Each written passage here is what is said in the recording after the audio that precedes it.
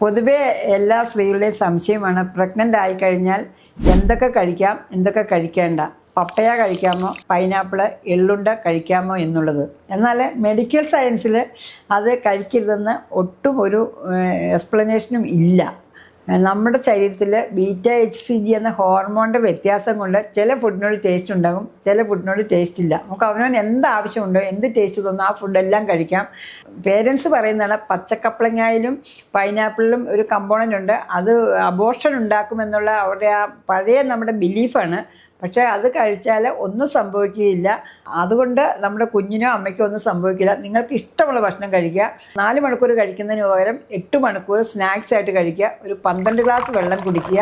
അതുപോലെ ആവശ്യത്തിനുള്ള ഉറക്കം എടുക്കുക. ഒരു 8 മണിക്കൂർ ഉറങ്ങുക.